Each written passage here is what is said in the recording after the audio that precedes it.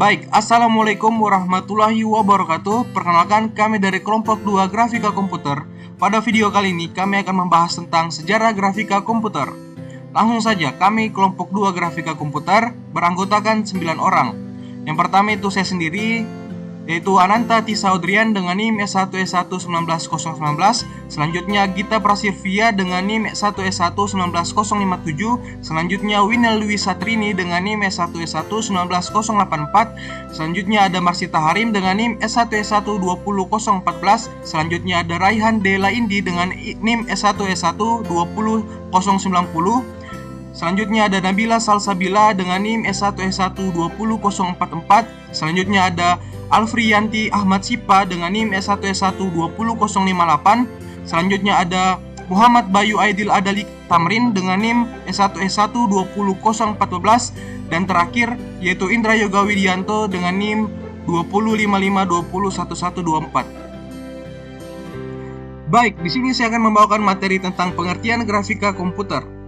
Kalau berbicara tentang grafika komputer itu adalah teknik-teknik dalam ilmu komputer dan matematika untuk merepresentasikan dan memanipulasi data, gambar menggunakan komputer. Dengan bahasa lain, grafika komputer adalah bagian dari ilmu komputer yang berkaitan dengan pembuatan dan manipulasi gambar secara digital. Grafika komputer juga sering disebut dengan istilah visualisasi data. Contohnya seperti gambar-gambar yang ditampilkan atau yang dihasilkan komputer itu bagian dari kehidupan sehari-hari. Contohnya itu seperti televisi, koran, majalah, dan lain-lain. Itu yang fungsinya nanti itu akan menampilkan hasil yang lebih komunikatif dan realistis. Mungkin itulah yang saya bisa jelaskan tentang pengertian grafika komputer. Materi selanjutnya akan dibawakan oleh teman saya. Perkenalkan, nama saya Gita Prasilvia, NIM S1S1-19057. Jadi saya di sini akan menjelaskan materi mengenai sejarah grafika komputer. Sejarah grafika komputer itu sendiri dimulai sejak Leonardo da Vinci yang merupakan seorang pelukis dari Italia menghasilkan sebuah lukisan dengan objek 3D. Kemudian dengan seiring perkembangan waktu ditemukanlah proyeksi ortografi yang sekarang digunakan dalam sistem grafika komputer. Proyeksi ortografi ini sendiri ditemukan oleh Gaspard Munch pada tahun 1746 sampai 1868. Gaspard Munch sendiri merupakan seorang ahli matematika berkebangsaan Prancis. Nah, untuk materi selanjutnya akan dijelaskan oleh teman saya. Baik, perkenalkan, nama saya Winel Dwi Satrini, NIM S1S1-19084. Di sini saya akan menjelaskan perkembangan grafika komputer pada fase pertama tahun 1950-an. Era grafika komputer interaktif tidak begitu cepat karena teknologi, jumlah dan harga komputer tidak mendukung. MIT berhasil mengembangkan komputer Whirlwind dengan tabungan sinar katode atau Kate Ray Tube atau dengan disingkat CRT. Sudah menggunakan pena cahaya light pen. Cahaya light pen adalah sebuah alat input bentuknya seperti pensil yang digunakan untuk memilih posisi, menunjukkan suatu dan gambar pada layar dengan pendeteksian cahaya yang datang dari titik pada layar CRT. Telah ada alat programming otomatis, yaitu Automatic Programming Tool. Baiklah, saya Marsita Harim dengan NIM S1S1-20014. Di sini saya akan melanjutkan materi perkembangan grafika komputer, di mana pada fase kedua terjadi pada tahun 1960-an. Nah, pada fase ini, grafika interaktif modern ditemukan oleh Ivan Sutherland dengan sistem penggambaran sketchpad. Dan selain menggunakan sistem penggambaran sketchpad, Ivan Sutherland juga menggambarkan teknik interaktif dengan sarana keyboard dan pena cahaya. Lalu pada fase kedua ini, pada tahun 1961, Edward Zayak menyajikan suatu model simulasi satelit dengan menggunakan teknologi grafik komputer. Dan 2 tahun kemudian, pada tahun 1963, telah ditemukan Sutherland dan Sketchpad. 5 tahun kemudian, pada tahun 1968, mouse oleh Douglas Engelbart ditemukan Evans dan Sutherland, di mana Evans dan Sutherland ini adalah perusahaan komputer Amerika perintis di bidang grafis komputer. Dan terakhir, pertengahan 60-an, proyek penelitian dan produk komputer ID design atau manufacturing, yaitu CAD dan CAM, telah muncul. Selanjutnya, perkembangan grafika komputer selanjutnya terjadi pada fase ketiga, terjadi pada tahun 1970-an, di mana grafika komputer interaktif telah digunakan oleh sektor industri, pemerintah, dan ilmuwan untuk memperbaiki kualitas desain produk secara cepat dan mudah. Nah, pada fase ketiga ini telah terjadi beberapa hal. Di antaranya yaitu yang pertama, Pierre Bezier telah mengembangkan kurva Bezier. Ini ditemukan oleh Gouraud Shading. Mohon maaf bila ada salah kata. Selanjutnya, pada fase ini juga telah ditayangkannya film Westworld, di mana film Westworld ini merupakan film pertama yang menggunakan animasi komputer. Selanjutnya yaitu Jim Blim telah mengembangkan tekstur dan bump mapping. Selanjutnya yaitu film Star Wars telah menggunakan grafik komputer. Dan yang kelima yaitu Turner Whitted telah mengembangkan algoritma ray tracing untuk pesawat Death Star. Dan ada satu lagi, bahwa pada pertengahan tahun 70-an hingga 80-an itu telah dikembangkan Quest for Realism Radicity sebagai mainstream aplikasi real time. Jadi itu saja materi yang dapat saya sampaikan. Materi selanjutnya akan disampaikan oleh teman saya. Terima kasih. Perkenalkan, nama saya Nabila Salsabila, NIM S1 S12044. Saya akan menjelaskan tentang perkembangan grafika komputer pada fase keempat. Fase ini terjadi pada tahun atau dekade 1980-an hingga awal 1990-an. Pada fase ini, grafika komputer ini mulai berkembang pesat, teman-teman. Banyak yang berlomba-lomba untuk menciptakan algoritma teori baru. Nah, di sini juga dikatakan bahwa grafika komputer ini telah digunakan oleh sektor industri. Dan penelitian pada fase ini itu bertumpu pada yang namanya penggabungan dan pengotomatasian berbagai unsur desain dan pemodelan pejal solid modeling.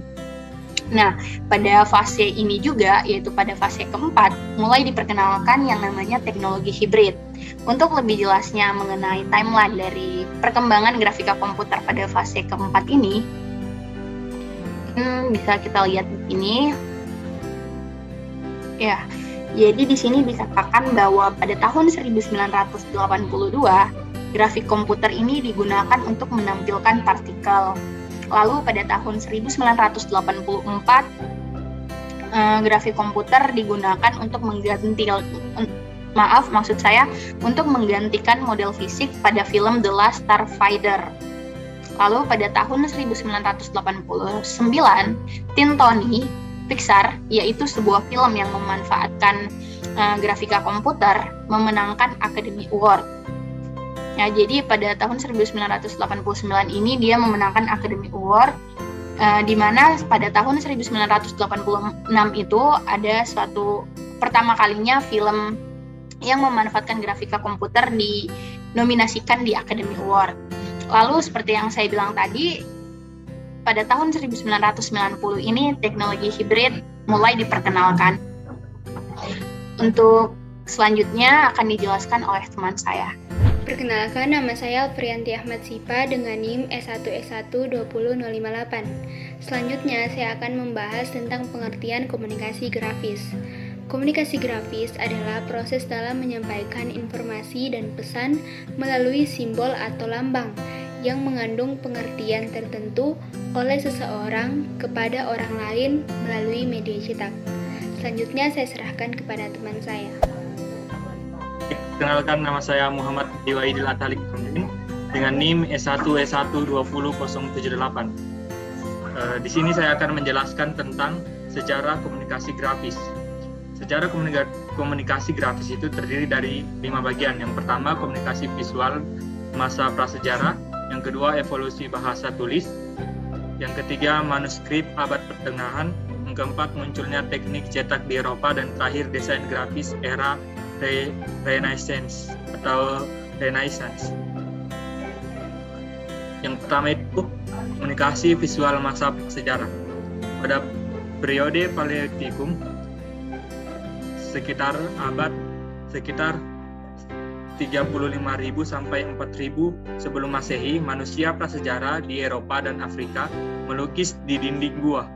Salah satu yang terkenal adalah lukisan gua di Lascaux, Prancis Selatan. Lukisan-lukisan tersebut memiliki tujuan ritual magis untuk mendapatkan kekuatan dari hewan-hewan agar berhasil melakukan perburuan. Di Indonesia, lukisan-lukisan gua ditemukan di situs Marang atau Gua Tewet. Letaknya di Kalimantan Timur, diperkirakan dibuat tahun 10.000 sebelum Masehi, dan Papua. Lukisan-lukisan gua menjadi awal dari proses komunikasi visual karena sudah mengandung simbol-simbol tertentu. Yang kedua yaitu evolusi bahasa tulis. Bahasa tulis menjadi salah satu indikator yang membedakan antara awal sejarah dan prasejarah. Perkembangan cara berkomunikasi melalui tanda dan gambar berkembang terus. Berbagai kebudayaan kuno telah menunjukkan kebudayaan baca tulis seperti kebudayaan di lembah sungai Eufrat dan Tigris, Mesopotamia. Kebudayaan Mesopotamia di Sumeria, Assyria, dan Babilonia meninggalkan berbagai artefak yang menunjukkan kemampuan manusia dalam berbahasa tulis.